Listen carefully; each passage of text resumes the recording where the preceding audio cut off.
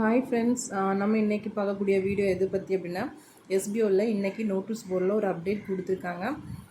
யாரெல்லாம் by mode and எஜுகேஸில் purchase பண்ணியிருக்கீங்களோ அவங்க வந்து ஃபீட்பேக் கொடுக்கணும்னு சொல்லியிருக்காங்க. அது எப்படி கொடுக்கணும்னு சொல்லி தான் நம்ம இந்த வீடியோவில் பார்க்க போகிறோம். வாங்க, நம்ம உங்களோட 4-5 ஐடிஸ் இருக்குது அப்படின்னா நீங்கள் எந்த ஐடியில் பர்ச்சேஸ் பண்ணியிருக்கீங்களோ அந்த ஐடியை கரெக்டாக லாகின் பண்ணி பாருங்கள். நம்ம இப்போ எஜுகேஸ்லேயும் பண்ணியிருக்கோம், அதே மாதிரி பை மோட்லேயும் பண்ணியிருக்கோம். ஸோ ரெண்டுலேயுமே நம்ம ஃபீட்பேக் கொடுக்க போகிறோம். வாங்க பார்க்கலாம், வீடியோக்குள்ளே போகலாம். இப்போ நம்ம லாகின் பண்ண போகிறோம். கரெக்டான ஐடிஸை பார்த்து லாகின் பண்ணிக்கோங்க. நம்ம ஸ்டாஃப் ஐடி பாஸ்வேர்ட் கொடுத்து லாகின் பண்ணிட்டோம். ஓகேவா, நம்ம இப்போ ஐடிக்குள்ளே வந்தாச்சு.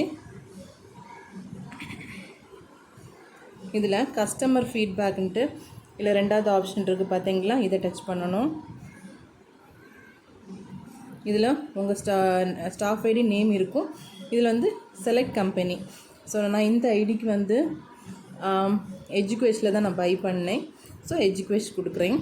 எல்லோரும் இது வந்து கண்டிப்பாக கொடுக்கணும் அவசியம் கிடையாது. யாரெல்லாம் பை மோட் அண்ட் எஜுகேஷனில் பை பண்ணிங்களோ அவங்க மட்டும் கொடுத்தா போதும்.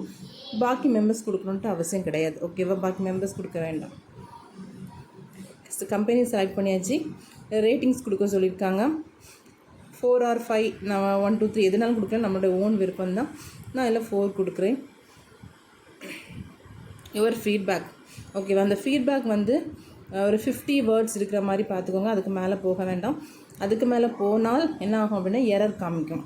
சரியா, அதனால் 50 வேர்ட்ஸ்க்குள்ளே இருக்கிற மாதிரி ஃபீட்பேக் கொடுக்கணும். ஓகே, நான் இப்போ என்னோடய ஃபீட்பேக்ஸ் எல்லாமே டைப் பண்ணிட்டேன். அதுக்கடுத்து கேட்டுக்க பாருங்கள், are you recommended to others, மற்றவங்களுக்கு இதை பற்றி சொல்லுவீங்களான்னு கேட்டிருக்காங்க. நம்ம எஸ்ன்னு எஸ் கொடுக்கலாம், நோன்னு நோ கொடுத்துக்கலாம், நம்மளோட விருப்பம் தான். ஸோ எல்லாமே டைப் பண்ணிவிட்டு நான் இப்போ சப்மிட் கொடுக்க போகிறேன். சப்மிட் கொடுத்துட்டோன்னு பாருங்கள், அன்னேபிள் டு சப்மிட் இருப்பான். இதுதான் 50 வேர்ட்ஸ்க்குள்ளே இருக்கணும். ஜாஸ்தியானால் நமக்கு இந்த மாதிரி தான் எரர் வருது. வெயிட் பண்ணுங்கள், நான் கொஞ்சம் வேர்ட்ஸ் கம்மி பண்ணிவிட்டு வரேன். ஓகே, நான் இப்போ என்ன ஆச்சு அப்படின்னா, நான் நிறைய வேர்ட்ஸ் இருந்துச்சு, 50 and above இருந்துச்சு. ஆல்ரெடி சொன்ன மாதிரி தான். அதனால் நான் கொஞ்சம் வேர்ட்ஸ்லாம் கம்மி பண்ணி சப்மிட் பண்ணி ட்ரை பண்ணேன். லாஸ்ட்டில் கரெக்டாக அந்த 50க்குள்ளே வந்ததும் என்னுடைய இது வந்து சப்மிட் ஆகிடுச்சு. சப்மிட் ஆனதும் பேக்கில் நமக்கு டேஷ்போர்ட்லேயே வந்துட்டு. ஓகேவா, அகெயின் நான் அதுக்குள்ளே போனால், கஸ்டமர் ஃபீட்பேக்குள்ளே போனால் எனக்கு ஷோ ஆகுது. பிகாஸ் நான் வந்து எஜுகேஷன் மட்டும் தான் கொடுத்தேன். ஓகேவா, பை மோட் கொடுக்கலாமா, பை மோட் நான் இந்த ஐடிக்கு கொடுக்கல, எஜுகேஷன் மட்டும் கொடுத்தனால அகைன் எனக்கு ஷோ ஆகுது. இப்போ நீங்கள் ரெண்டுமே கொடுத்துட்டீங்க, அதாவது பை மோட் அண்ட் எஜுகேஷன் ரெண்டுமே கொடுத்துட்டீங்க அப்படின்னா உங்களுக்கு வந்து இதுக்கு மேலே உங்களுக்கு வந்து இது ஓப்பனே ஆகாது. ஏன்னா இது ஓப்பன் ஆகாது, கஸ்டமர் ஃபீட்பேக் வந்து ஓப்பனே ஆகாது. சரியா, நான் இந்த ஐடிக்கு ஜஸ்ட் எஜுகேஷன் மட்டும் தான் நான் பண்ணேன். ஸோ அது மட்டும் கொடுத்துருக்கேன். வாங்க அடுத்து நம்ம வந்து பை மோட் பற்றி பார்க்கலாம். இந்த ஐடி நான் லாக் அவுட் பண்ணிடுறேன். லாகின் பண்ணியாச்சு. என்னுடைய அடுத்த ஐடியை நான் ஓப்பன் பண்ணுறேன். அதில் தான் நான் பை மோட் பர்ச்சேஸ் பண்ணேன், வெல்கம் கிட்ட. அதில் கஸ்டமர் ஃபீட்பேக்குள்ளே போகிறேன். கம்பெனி வந்து பை மோட் கொடுக்குறேன். ஸோ இந்த ஐடிக்கு தான் நான் பை மோட் பர்ச்சேஸ் பண்ணேன். ரேட்டிங்ஸ் வந்து 5 கொடுக்குறேன். எனக்கு ஓகே, சாட்டிஸ்ஃபையாக இருந்துச்சு. ஸோ அதனால் 5 கொடுக்குறேன். இதில் ஃபீட்பேக் கேட்டிருக்காங்க. ஸோ நான் ஃபீட்பேக் டைப் பண்ணிவிட்டு are you recommended to others கொடுத்துருக்காங்க. நான் எஸ் கொடுக்குறேன். உங்கள் விருப்பம் தான், நீங்கள் எஸ் கொடுத்துக்கலாம், நோ கொடுத்துக்கலாம். அது மாதிரி ரேட்டிங்கும் நீங்கள் உங்களுக்கு பிடிச்ச ரேட்டிங் கொடுத்துக்கலாம். அது மாதிரி ஃபீட்பேக்கும் ஓன் ஃபீட்பேக் தான் டைப் பண்ணணும். சரியா, டைப் பண்ணிவிட்டு நான் இப்போ சப்மிட் கொடுக்குறேன். சப்மிட் ஆகுதான்னு செக் பண்ணலாம். பார்த்தீங்களா, சக்ஸஸ்ஃபுல்லி சப்மிட்டட்னு வந்துச்சு.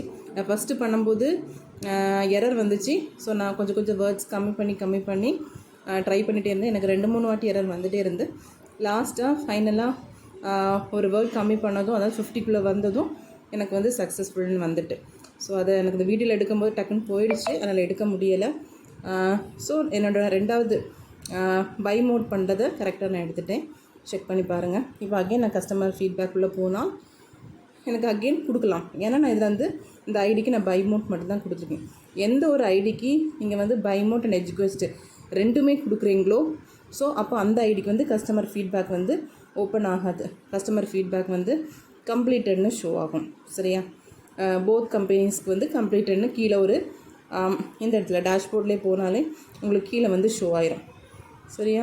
இப்படி தான் நீங்கள் வந்து பை மோட்லேயும் எஜுகேஷனும் கஸ்டமர் ஃபீட்பேக் கொடுக்கணும். கரெக்டாக எந்த ஐடிக்கு பர்ச்சேஸ் பண்ணிங்களோ அதை பார்த்துட்டு கொடுங்க. நாளைக்கு வரைக்கும் தான் லாஸ்ட் டேட் சொல்லியிருக்காங்க. ஸோ யாரெல்லாம் பண்ணிங்களோ இன்றைக்கி கொடுக்க ஆரம்பிச்சுக்கோங்க. Thank you friends.